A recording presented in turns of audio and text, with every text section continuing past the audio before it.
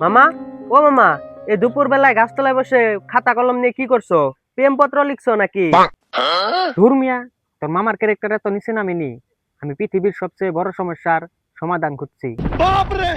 ওরে বাবা রে, গ্লোবাল ওয়ার্মিং নাকি ভারত আর ইন্ডিয়ার যুদ্ধ? না রে বেটা, তার চেয়ে বড় সমস্যা পকেটে টাকা না থাকা। আমি ফ্রিতে কোটিপতি হওয়ার ফর্মুলা বানাচ্ছি। ফ্রিতে কোটিপতি? জলদি বলো মামা, আইডিয়াটা কি? আমিও করতে চাই।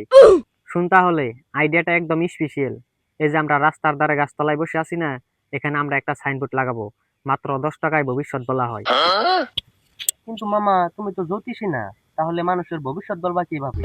আরে বোকা, মানুষ যখন এসে বলবে আমার ভবিষ্যৎ কি, তখন আমি বলবো আপনার জীবনের সামনে একটা বিপদ আসতেছে। কিন্তু যদি বিপদটা না আসে? আরে বেটা, এই পৃথিবীর যে কোনো সাধারণ মানুষকে বললেই হলো আপনার সামনে বিপদ আসতেছে, সে এমনিতেই টেনশনে পড়ে যাবে। তারপর সে বলবে আমার বাঁচার উপায় কি, তখন আমি বলবো বাঁচার একটা উপায় আছে। তো বাঁচার জন্য একটা তাবিজ নিতে হবে, তাবিজের দাম 500 টাকা। ব্যাস, বিজনেস হিট।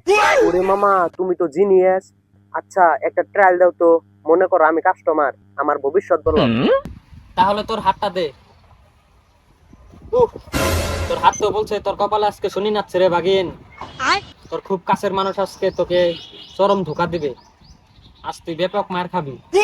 ওরে আল্লাহ রে, সত্যি? তা মামা, এই বিপদ থেকে বাঁচার উপায় কি? উপায় তো একটা আছে বাগিনা। 500 টাকা দে, আমি তোকে একটা তাবিজ দিচ্ছি। এই নেও মামা, 500 টাকা নাও, আর তুমি আমাকে জলদি তাবিজ দাও। দেখলি বাগিন, এটা হলো বিজনেস। আর তুই হলি আমার প্রথম কাস্টমার। আমি তোর ভবিষ্যৎ একদম সত্যি বলেছি। মানে তুমি কি এটা সত্যি বলেছো?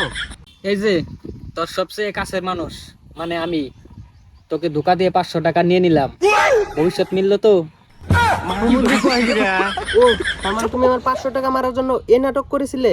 আর ওই যে বলেছিলে ব্যাপক মার খাবি, ওটা কখন মিলবে? ওটা ওটা তো এমনি বলেছিলাম। এমনি বলেছিলে মানে? ভবিষ্যৎ যখন মিলছে তখন 100% মিলতেই হবে। আসো মামা, তোমাকে পিটিয়ে আমি আমার ভবিষ্যৎ আমি নিজেই মিলাবো।